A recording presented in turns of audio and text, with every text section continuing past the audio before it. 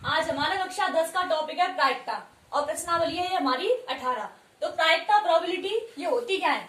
प्रायिकता का मतलब है कोई घटना है हमारे पास, तो उस घटना के होने या ना होने की जो स्थिति होती है, किसी भी घटना के घटित होने की स्थिति को जो चीज बताती है वही हमारी क्या होती है? प्रायिकता। मतलब इससे किसी भी घटना के बारे में ये पता चलेगा कि ये घटना घटित होगी अथवा नहीं।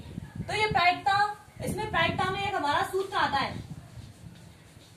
प्रायिकता इसमें सूत्र आता है, इसको क्या बोलते हैं? P of E, probability of event. मतलब किसी भी घटना की क्या प्रायिकता? Probability of event.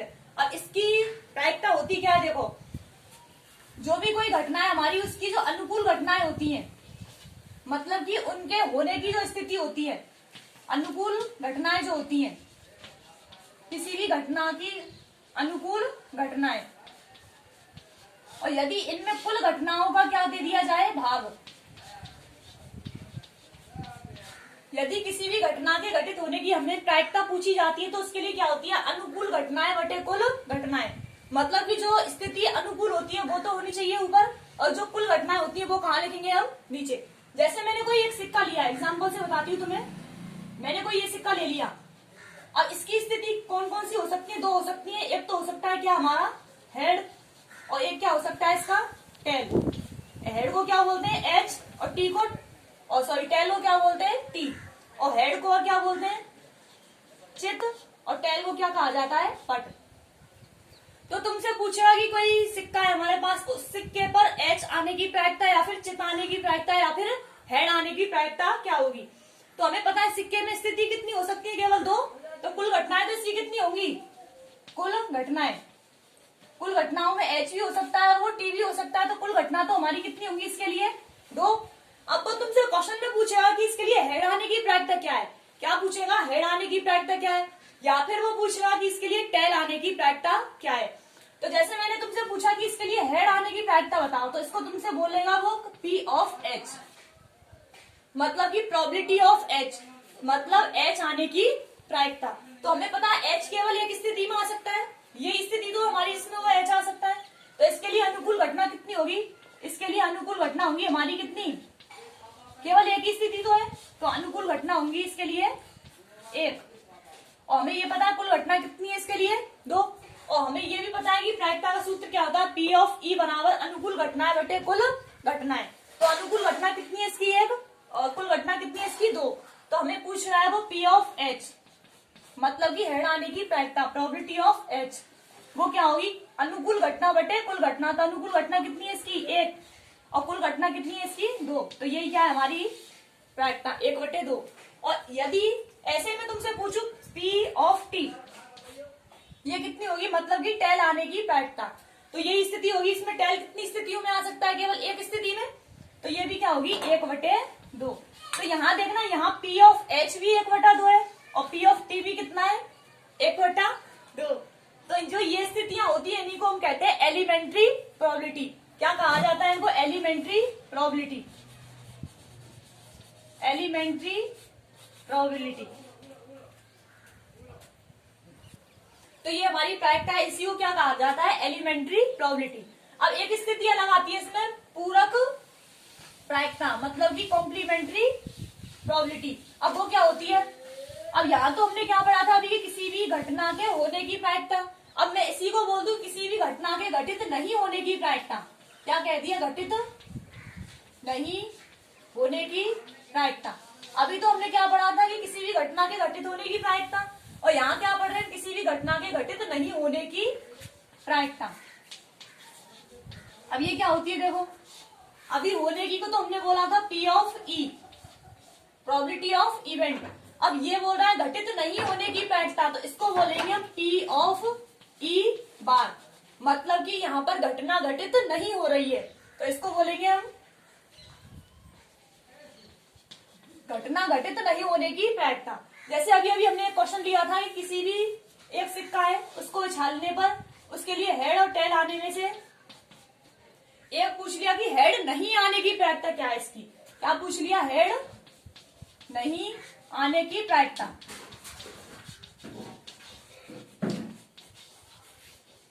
अभी तो पूछा था इससे पहले कि हेड आने की प्रायिकता, अब पूछ रहा है तुमसे हेड नहीं आने की प्रायिकता।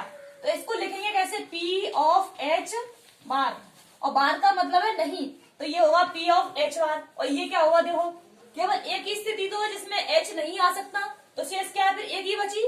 तो इसके लिए क्या होगा, 1/2, क्योंकि कुल घटनाएं तो हमारी 2 ही रहेंगी, और एक स्थिति है केवल जिसमें T आएगा, तो वो कितनी हो जाएंगी अनुकूल घटनाएं, इसके लिए 1। तो ये क्या होगी, P ऑफ E बार।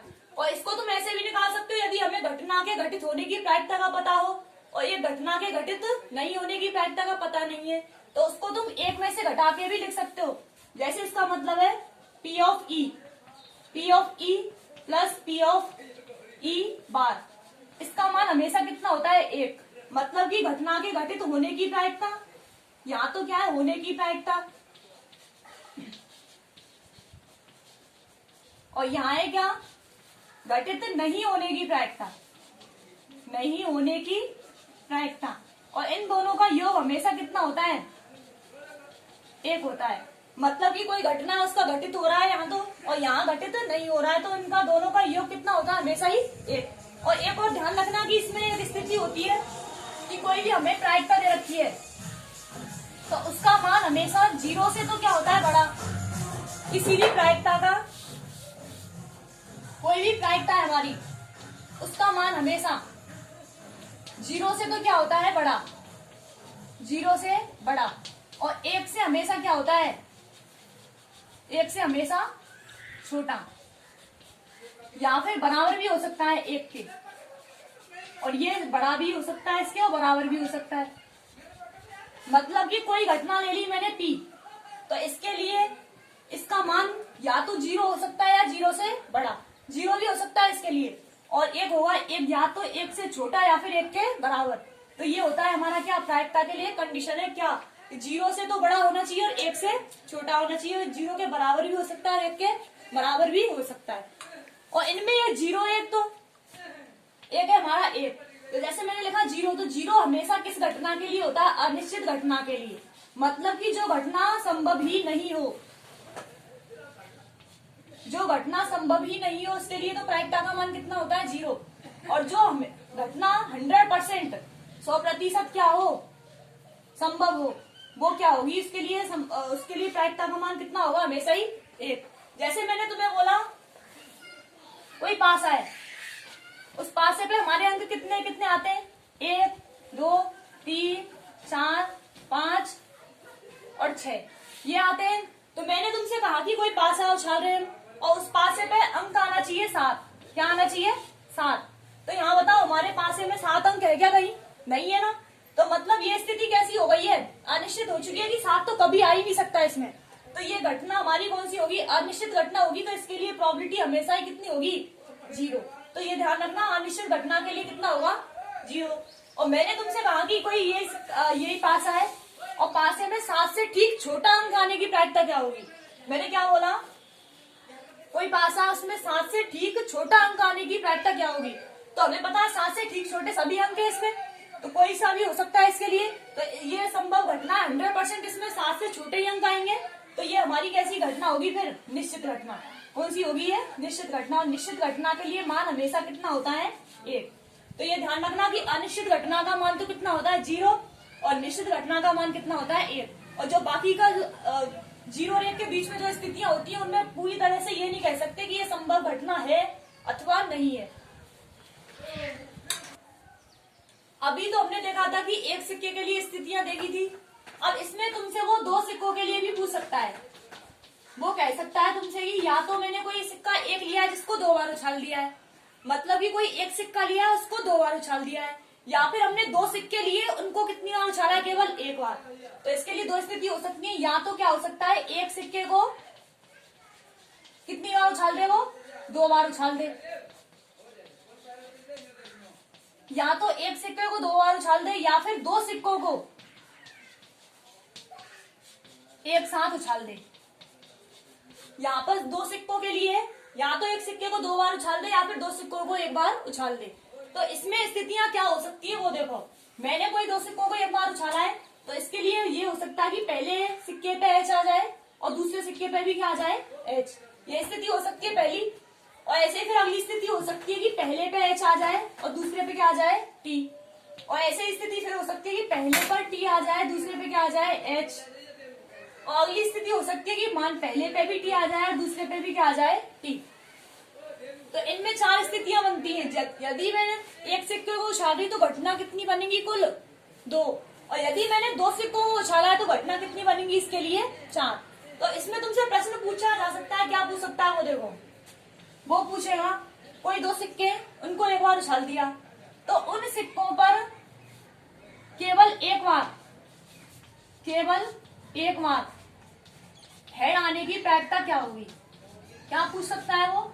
2 सिक्के, उनको उछाला है तो उन पर केवल एक बार एच आने की प्रायिकता, मतलब कि केवल एक पर एच आना चाहिए। अब वो किसी पर भी आ जाए, पहले पे आ जाए या फिर दूसरे पे आ जाए, और वो पूछा है केवल एक बार एच आने की प्रायिकता क्या होगी? ये प्रश्न पूछ सकता है तुमसे। अगला पूछ सकता है वो दोनों पर समान स्थिति आने की प्रायिकता क्या हो सकती है? दोनों पर समान स्थिति आने की प्रायिकता क्या हो सकती है? अगला पूछ सकता है दोनों पर असमान स्थिति आने की प्रायिकता बताओ। असमान स्थिति। अगला पूछ सकता है वो केवल एक पर T आने की प्रायिकता बताओ। ऐसे वो काफी क्वेश्चन बता सकता है, तुम्हें कोई सा भी क्वेश्चन पूछ सकता है।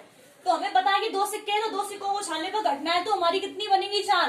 तो यहाँ पे क्या लिखोगे? कुल घटनाएं तो कितनी है इसकी? कुल घटनाएं ये तो कितनी है हमारी? 4। अब पूछ क्या रहा है उनको देखते चलो। जैसे मैंने पहला क्वेश्चन लिया है केवल एक बार एच आने की प्रायिकता, मतलब किसी एक पर एच आना चाहिए केवल, और वो भी एक बार आना चाहिए, 2 बार भी नहीं, केवल एक बार। तो देखो पहली स्थिति है, इसमें एच तो आ रहा है परंतु कितने पे आ रहा है? 2 पे आ रहा है। तो इसको तुम अनुकूल स्थिति नहीं मान सकते क्योंकि इसमें बोला है उसने केवल एक बार, तो यहाँ तो दोनों पे आ रहा है ना, तो ये स्थिति अनुकूल नहीं होगी। अगला हमारा एच और टी, बताओ यहाँ तो केवल एक पे ही आ रहा है ना, तो यहाँ तो केवल एक पर है, तो ये स्थिति अनुकूल हो जाएगी हमारी। और फिर है दूसरा टी और एच, और यहाँ भी देखो केवल एक पे एच आ रहा है कि नहीं, तो ये भी स्थिति कैसी हो जाएगी हमारी? अनुकूल। और यहाँ तो दोनों पे टी आ रहा, तो इसको तो तुम्हें लेना ही नहीं है। तो बताओ अनुकूल घटनाएं कितनी हो जाएंगी इसके लिए? अनुकूल घटनाएं, इसके लिए अनुकूल घटनाएं हो जाएंगी केवल 2, और वो 2 कौन कौन सी होंगी? एच टी और टी एच, क्योंकि केवल एक बार आना चाहिए एच, तो ये स्थिति हो गई अनुकूल घटनाएं। और हमें पता है प्रायिकता क्या होती है? पी ऑफ ई, किसी भी घटना के घटित होने की प्रायिकता क्या होती है? अनुकूल घटना बटे कुल घटना। तो ये क्या लिखोगे? अनुकूल घटना बटे कुल घटना। बताओ अनुकूल घटना कितने इसके लिए? 2, और कुल घटनाएं कितनी है इसके लिए? 4। 2 से डिवाइड ओवर कितना हो जाएगा? 1/2, मतलब इसकी प्रोबेबिलिटी कितनी हो चुकी है? 1/2। तो कोई तुमसे पूछे केवल एक बार एच आने की प्रायिकता, तो इसका कितना होगा प्रायिकता का मान? 1/2। अब दूसरा पूछा है वो दोनों पर समान स्थिति आने की प्रायिकता, तो ये देखो इसके लिए अनुकूल घटना कितनी होगी? कुल तो घटना 4 ही होंगी, सबके लिए 4 होंगी, पर यहाँ पूछ रहा है दोनों पर समान स्थिति आने की प्रायिकता। तो यहाँ देखो, यहाँ दोनों पे समान स्थिति है कि नहीं? एच एच, और यहाँ भी दोनों पे समान स्थिति है कि नहीं? T T. तो इसलिए इसकी अनुकूल घटनाएं कितनी होगी? केवल 2 होंगी कि नहीं? यहाँ दोनों पे समान स्थिति आ रही है, तो दोनों पे समान स्थिति है एच एच, और दोनों पे समान स्थिति टी टी। तो यहाँ पे कुल घटनाएं तो हमारी कितनी है? 4, और अनुकूल घटनाएं कितनी है इसके लिए? अनुकूल घटनाएं, फेवरेबल कंडीशंस, ये कितनी होंगी? 2, और 2 कौन कौन सी होंगी? टी टी और एक एच एच। ये 2 स्थितियां हो गई। तो बताओ प्रायिकता क्या होगी इसकी? पी ऑफ ई 2/4, क्योंकि 2 तो हमारी अनुकूल घटना है, कुल कितनी है? 4, तो प्रायिकता कितनी होगी इसके लिए? 1/2। अब ऐसे ही पूछना दोनों पर असमान स्थिति, तो दोनों पे असमान स्थिति कौन कौन सी कंडीशन में हो रही है? ये तो एच और टी और एच, यहाँ पे दोनों असमान स्थितियां हैं, तो इसके लिए भी अनुकूल घटनाएं कितनी होंगी? 2, और कुल घटनाएं कितनी है? 4, तो प्रायिकता कितनी हो जाएगी इसकी? 2/4। और केवल एक पर टी आने की प्रायिकता, तो केवल एक पर टी देखो, एक तो इस स्थिति में आ रहा है और एक इस स्थिति में आ रहा है। अब इसको काउंट नहीं करना है क्योंकि इसमें दोनों स्थितियों पर क्या आ रहा है? टी, तो इसलिए इसके लिए अनुकूल घटनाएं कितनी होगी? वही 2 होंगी।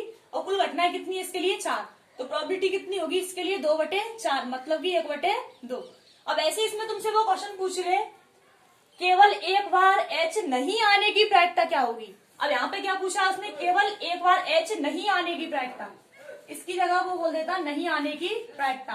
तो अभी अभी हमने पढ़ा था एक बार तो होने की प्रायिकता प्लस नहीं होने की प्रायिकता दोनों का मान कितना होता है, 1 के बराबर होता है कि नहीं।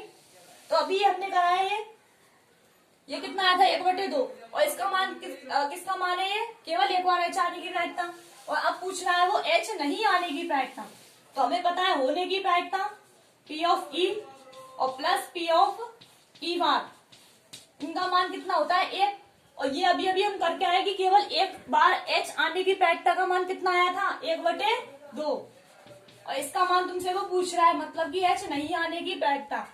तो इसका मान कितना हुआ, इसको दरवेज दो पक्षांतर करके, ये कितना हो जाएगा P ऑफ E बार बराबर 1 - 1/2, मतलब कि P ऑफ E बार की वैल्यू कितनी हो जाएगी 1/2। तो ये क्या हो जाएगा, केवल एक बार H नहीं आने की प्रायिकता। अभी हमने एक सिक्के के बारे में पढ़ा, फिर 2 सिक्कों के बारे में। अब है हमारी 3 सिक्कों की स्थिति आ जाए, क्या आ जाए 3 सिक्कों की स्थिति, मतलब कि वो बोलेगा कि एक सिक्के को 3 बार उछाल दिया जाए या फिर 3 सिक्कों को एक बार उछाल दिया जाए, तो उसके लिए क्या प्रायिकताएं होंगी, उनमें क्वेश्चन पूछेगा तुमसे। तो पहले तो हमें ये देखना है कि 3 सिक्कों को उछालना है तो उनमें स्थितियां कितनी बनेंगी हमारी। तो जैसे मैंने कोई 3 सिक्के लिए हैं, उनको उछाला है, तो स्थिति हमारी हो सकती है कि माना कि पहले तीनों सिक्कों पर क्या आ जाए H H H। तो पहले तो मैं प्रश्न ही लिख देती हूँ इसके लिए।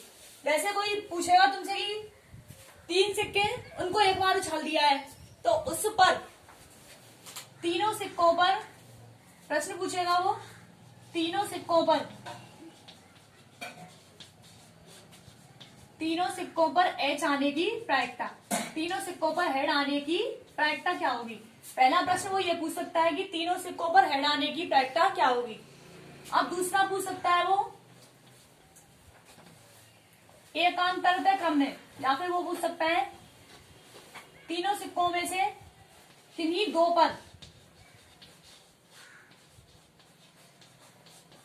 पर H आने की प्रायिकता।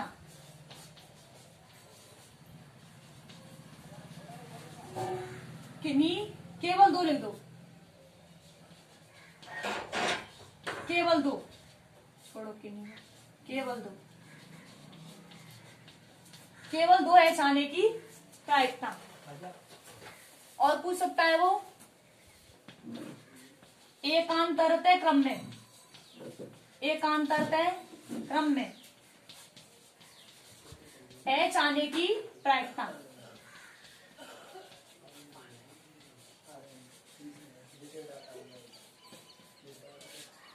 और 1-2 क्वेश्चन और होंगे, उनको मैं तुम्हें बाद में बताऊंगी। ये पूछ सकता है तुमसे कि तीनों सिक्कों पर H आने की प्रोबेबिलिटी बताओ, या फिर केवल 2 पर H आने की प्रोबेबिलिटी बताओ, या फिर एकांतरतः क्रम में H आने की प्रायिकता। एकांतरतः का मतलब है अल्टरनेट, मतलब एक छोड़ के एक अल्टरनेट ऑर्डर। अब ये देखना है कि 3 सिक्कों पर स्थितियां कौन कौन सी बन सकती हैं। तो हमें ये देखना है स्थितियां कौन कौन सी होंगी।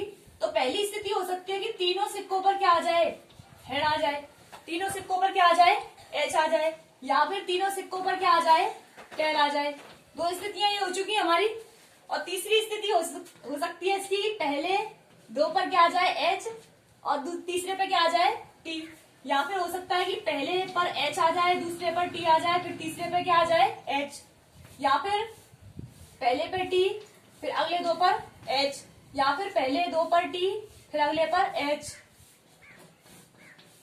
ये हो सकता है कि पहले पर T फिर H फिर T, फिर ये हो सकता है H पहले पर फिर दोनों पर T। 1 2 3 4 5 6 7 8। तो इसके लिए स्थिति हमारी केवल यही बनेंगी 8 ही। तो इसके लिए कुल घटनाएं तो हमारी कितनी हो जाएंगी, कुल घटनाएं ये कितनी होंगी 8। अब वो प्रश्न पूछता है, उसी के हिसाब से तुम्हें देखना है कि अनुकूल घटनाएं कितनी कितनी हो सकती हैं। तो ये ध्यान रखना है कि 3 सिक्कों को उछाल दें तो कुल घटनाएं कितनी होंगी, इसके लिए 8। कौन कौन सी, पहले तीनों पर सेम स्थिति हो जाए H H या फिर T T, फिर दूसरे पे H S T, फिर S T H, फिर T H H, T T H और T S T और H T T। अब इसमें पहला प्रश्न क्या पूछ रहा है वो देखो, तीनों सिक्कों पर एच आने की प्रायिकता। तो पहला प्रश्न है हमारा तीनों सिक्कों पर एच आने की प्रायिकता। अब देखो तीनों सिक्कों में ऐसी कौन सी स्थिति है जहां पर एच आ रहा है, तो देखो पहली स्थिति है हमारी तीनों पर कितना आ रहा है एच, और यहाँ एच है नहीं तीनों पर, यहाँ केवल दो पर है, यहाँ केवल एक पर, यहाँ दो, यहाँ दो, यहाँ एक, यहाँ एक, तो केवल एक ही स्थिति है इसकी। तो अनुकूल घटना कितनी हो जाएंगी इसके लिए, पहले प्रश्न के लिए अनुकूल घटना ये हो जाएंगी केवल एक, क्योंकि हमारी स्थिति कौन सी है, केवल एच एच एच, यही तो है। और कुल घटनाएं कितनी है इसके लिए 8, तो इसके लिए प्रोबेबिलिटी कितनी होगी, प्रायिकता लिख देना, तीनों सिक्कों पर एच आने की प्रायिकता बराबर, और फिर क्या लिखोगे अनुकूल घटना बटे कुल घटना। अनुकूल घटना कितनी हो चुकी है इसके लिए 1, और कुल घटनाएं कितनी है इसके लिए 8, तो इसके लिए प्रोबेबिलिटी का मान कितना होगा 1/8। अगला प्रश्न है केवल 2 पर एच आने की प्रायिकता। अगला पूछ रहा है केवल 2 पर एच आने की प्रायिकता, तो वो स्थितियां देखो जहां पर केवल 2 सिक्कों पर ही क्या आ रहा है एच। अब ये नहीं देखना कि केवल 3 सिक्कों पे एच लेना है या फिर केवल एक सिक्के पे एच है उसको लेना है, केवल 2 पर क्या आना चाहिए एच, केवल 2 पर। अब ये मत सोचना यहाँ 3 है तो केवल 2 पे तो आ रहा है, इसमें 2 पे नहीं इसमें तीनों पे आ रहा है, तो ये स्थिति हमारी अनुकूल नहीं होगी। तो इसके लिए कौन कौन सी स्थितियां होंगी देखो, यहाँ तीनों पे एच आ रहा है, सॉरी टी आ रहा है, तो ये छोड़ो, केवल 2 पर एच आना चाहिए, तो यहाँ देखो केवल 2 पर एच आ रहा है कि नहीं, तो ये स्थिति हमारी कैसी है अनुकूल। यहाँ देखो केवल 2 पे एच आ रहा है, तो ये भी स्थिति कैसी है हमारी अनुकूल। यहाँ केवल 2 पर एच आ रहा है, तो ये भी स्थिति कैसी है हमारी अनुकूल। तो दूसरे के लिए अनुकूल घटनाएं कितनी होंगी, अनुकूल घटनाएं, तो इसके लिए अनुकूल घटनाएं होंगी हमारी 3, कौन कौन सी, H H T, T H H, H T H, यही स्थिति है केवल, क्योंकि इसमें केवल ये लिखना है कि 2 पर एच आना चाहिए। अब ये नहीं कि किन्हीं पे भी तीनों पे भी एच आ रहा है, यहाँ पे तीनों पे हमें चाहिए कितने पे, केवल 2 पर। तो अनुकूल घटनाएं कितनी इसकी 3, और कुल घटनाएं तो हमारी है ही कितनी, कुल घटनाएं तो हमारी 8 ही है, तो प्रोबेबिलिटी कितनी होगी इसकी, अनुकूल घटना बटे कुल घटना, ये कितना हो जाएगा 3/8। तो इसके लिए प्रायिकता का मान कितना होगा 3/8। अब तीसरा प्रश्न है हमारा एकांतरतः क्रम में एच आने की प्रायिकता। अब एकांतरतः क्या होता है, अल्टरनेट, इसका मतलब होता है कि पहले एच है तो फिर दूसरा क्या होना चाहिए टी होना चाहिए, फिर क्या होना चाहिए एच। तो ऐसी स्थितियां देखो जहां पर पहले एच है फिर टी है फिर एच है, तो ऐसी स्थितियों को देखो यहाँ पे एकांतरतः क्रम, एक को छोड़ करके दूसरा। तो इसके लिए अनुकूल घटनाएं देखो कौन कौन सी हैं, अनुकूल घटनाएं। अब एकांतरतः क्रम में एच देखो, पहले में तीनों पर एच आ रहा है तो एकांतरतः क्रम नहीं है, इसको छोड़ो। दूसरे में तीनों पे टी आ रहा है तो एच है ही नहीं, इसको छोड़ो। यहाँ पे एकांतरतः क्रम नहीं है, पहले 2 पर क्या है एच, तो ये स्थिति भी अनुकूल नहीं है। यहाँ देखो पहले एच फिर टी फिर एच, बताओ तो ये एकांतरतः क्रम है क्या नहीं, तो ये स्थिति हो गई।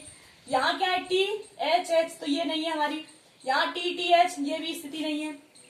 यहाँ देखो टी एच टी, यहाँ पर एकांतरतः क्रम में ये क्या नहीं हो, यहाँ पे टी है फिर एच है फिर टी है, तो ये कौन सा क्रम है हमारा एकांतरतः। यहाँ स्थिति नहीं है क्योंकि दोनों टी एक साथ हो गए, तो एकांतरतः क्रम में कहाँ आ रहा है, एक तो इसमें आ रहा है एक इसमें आ रहा है। तो अनुकूल घटनाएं कितनी हो जाएंगी इसके लिए 2, कौन कौन सी, एच टी एच और दूसरा टी एच टी। इसमें ये भी कह सकता है वो एकांतरतः क्रम में एच हो या फिर टी हो या फिर कुछ भी ना कहे, तो भी हमारी स्थितियां केवल क्या होंगी 2 ही होंगी।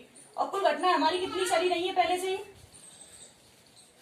8, तो प्रायिकता कितनी होगी इसके लिए, प्रोबेबिलिटी पी ऑफ ई ये हो जाएगी 2/8, कैंसिल करो 1/4, तो इसके लिए प्रायिकता का मान कितना होगा 1/4।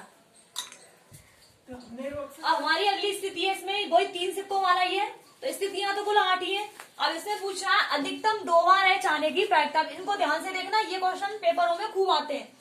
अधिकतम 2 बार एच आने की प्रायिकता, तो इसमें पूछ रहा है अधिकतम 2 बार क्या आना चाहिए, अधिकतम 2 बार, मतलब कि ज्यादा से ज्यादा कितना आना चाहिए एच 2 बार ही आना चाहिए, और इससे अधिक नहीं आना चाहिए। अधिक से अधिक 2 बार होना चाहिए, कम से कम कितना भी हो सकता है।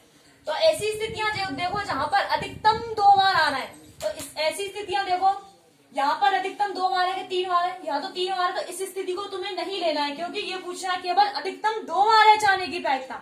तो यहाँ तो अधिकतम कितना हो चुका है 3, तो ये स्थिति फॉलो नहीं होगी। यहाँ अधिकतम 2 बार एच आने की प्रार्थना लिख ही देती हूँ उसको। मतलब है कि अधिकतम तो 2 बार होना चाहिए, कम से कम वो कितना हो सकता है, 0 भी हो सकता है, 1 भी हो सकता है और 2 बार भी हो सकता है। मतलब कि 3 बार वाली स्थिति को हमें नहीं लेना है। तो इसमें देखो, इसमें तीनों बार क्या आ रहा है, एच आ रहा, तो ये स्थिति हमारी अनुकूल नहीं है। और यहाँ देखो टी टी टी, मतलब एच का मान यहाँ पे बिल्कुल भी नहीं है, मतलब है यहाँ पे कि एच का मान कितनी बार है, केवल 0 बार है, तो ये स्थिति हमारी अनुकूल हो सकती है। अगला 1 बार देखना है, तो और यहाँ देखो 2 बार है एच, तो 2 बार हमारा हो सकता है, तो ये भी कैसी हो गई, इसके लिए अनुकूल घटना। यहाँ देखो एच का मान कितना है, 2 बार, तो ये भी अनुकूल घटना हो गई। यहाँ भी एच का मान कितना है, 2, तो ये भी अनुकूल घटना कितनी हो गई, 4 ये हो गई। और यहाँ देखो अधिकतम 2 बार है, मतलब कम से कम 1 बार तो हो सकता है, तो ये भी स्थिति कैसी हो गई, अनुकूल, क्योंकि यहाँ पर एच का मान कितना है, केवल 1। यहाँ भी अनुकूल घटना हो जाएगी, क्योंकि यहाँ पे भी एच का मान कितना है, 1, और यहाँ भी एच का मान कितना है, 1। तो ये ध्यान रखना है कि अधिकतम 2 बार पूछ रहा है, मतलब कि ज्यादा से ज्यादा तो 2 बार होना चाहिए, कम से कम कितना भी हो सकता है। तो यहाँ पे कम से कम 0 भी हो सकता है, 1 भी हो सकता है और 2 बार भी हो सकता है। तो केवल यही स्थिति हमारी ऐसी है जो अनुकूल नहीं है। तो यहाँ पे देखो अनुकूल घटनाएं कितनी हो जाएंगी, इसके लिए अनुकूल घटनाएं ये हो सकती है कितनी, 7। और 7 स्थितियां ये रही, पहली, दूसरी, तीसरी, चौथी, पांचवी, छठवीं, सातवीं। तो ये ध्यान रखना है कि अधिकतम 2 बार एच आने की प्रायिकता पूछ रहा है, मतलब कि ज्यादा से ज्यादा 2 बार एच होना चाहिए, और इससे कम कितना भी हो सकता है। तो ये स्थिति हमारी सब कैसी होंगी, अनुकूल घटनाएं। तो अनुकूल घटनाएं कितनी हो गई, 7, और कुल घटनाएं कितनी है इसकी, कुल घटनाएं इसकी 8। तो प्रोबेबिलिटी कितनी होगी इसकी, पी ऑफ ई, ये हो जाएगी 7/8, अनुकूल घटना बटे कुल घटना। तो यही क्या है इसके लिए, प्रायिकता का मान। अब दूसरा पूछा है कम से कम 1 बार क्या आना चाहिए, टी, कम से कम 1 बार टी आने की प्रायिकता, मतलब कि कम से कम 1 बार तो टी आना ही चाहिए, और इससे अधिक कितना भी हो सकता है। तो इसके लिए क्या होगा, कम से कम 1 बार टी आने की प्रायिकता, मतलब कि 1 बार टी आ जाए, या फिर 2 बार आ जाए, या फिर 3 बार आ जाए, कम से कम 1 बार टी आना चाहिए। तो ऐसी स्थिति हम देखो जहां पर कम से कम 1 बार टी आ रहा है, तो देखो यहाँ पे एक बार है, 1 बार से अधिक 3 बार है, तो इसमें कोई प्रॉब्लम नहीं, क्योंकि कम से कम तो 1 होना चाहिए, अधिक कितना भी हो सकता है। तो ये स्थिति अनुकूल हो गई। और यहाँ देखो, यहाँ 3 एच है, और हमें कितना चाहिए, कम से कम 1 बार टी आना चाहिए, तो ये स्थिति कैसी हो जाएगी, हमारी अनुकूल नहीं होगी। यहाँ देखो टी का मान कितना है, 1, तो ये सही है। यहाँ भी टी का मान 1, यहाँ पे कितने 1, यहाँ कितने 2, यहाँ 2, यहाँ 2, तो ये सब कैसी ये कैसी घटनाएं होंगी, इसके लिए अनुकूल घटनाएं, अनुकूल घटनाएं, क्योंकि इसमें पूछ रहा है कम से कम 1 बार टी आने की प्रायिकता, तो कम से कम 1 बार तो आना चाहिए, इससे अधिक कितना भी हो सकता है। तो यहाँ पर 3 है, तो इससे कोई प्रॉब्लम नहीं होगी, केवल ये स्थिति ऐसी होगी जहां पर हमारा क्या नहीं है, टी नहीं है।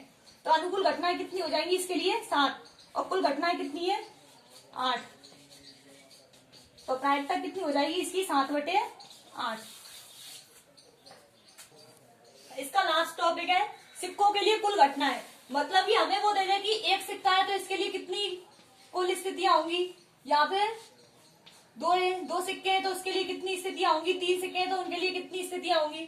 तो इसके लिए एक सूत्र है, मैंने मान लिया कि माना सिक्कों की संख्या क्या ले ली मैंने, सिक्कों की संख्या को ले लिया मैंने n,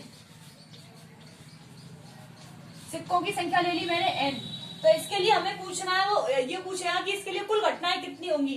तो कुल घटनाओं के लिए सूत्र होता है एक, कुल घटनाओं के लिए सूत्र है 2 की पावर n, और यहाँ पे n क्या है, सिक्कों की संख्या। मतलब जैसे मैंने बोला कि 1 सिक्का है तो इसके लिए कुल घटनाएं कितनी होंगी, तो इसके लिए सूत्र क्या लगेगा, 2 की पावर n, मतलब 2 की पावर 1, तो ये कितना हो जाएगा, बराबर 2। और यहाँ 2 सिक्के हैं तो इसके लिए क्या होगा, कुल घटनाओं के लिए सूत्र 2 की पावर n, n का मान कितना है 2, तो ये कितना हो जाएगा 4। और यहाँ कितना हो जाएगा 2 की पावर 3, और 2 की पावर 3 की वैल्यू कितनी होती है 8। तो हमें ये पूछेगा वो कि सिक्कों के लिए कुल घटनाएं किस हिसाब से निकालनी है। जैसे मैंने कहा तुमसे कि 5 सिक्के हैं, तो 5 सिक्कों के लिए कुल घटनाएं कितनी होंगी, तो सूत्र क्या होगा इसके लिए 2 की पावर 5, और ये क्या हो जाएगा 2 × 2, 2 दूनी 4, 4 दूनी 8, 8 दूनी 16, 16 दूना 32। तो 5 सिक्कों के लिए कुल घटनाएं कितनी होंगी 32।